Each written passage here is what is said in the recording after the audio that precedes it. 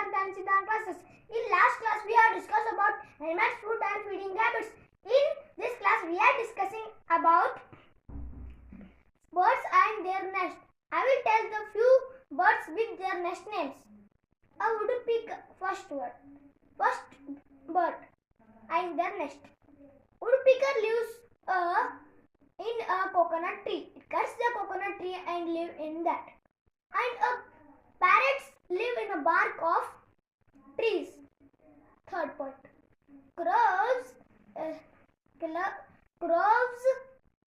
house nest is made up of sticks. Thank you, friends. In all the birds of their nest we will discuss about next class.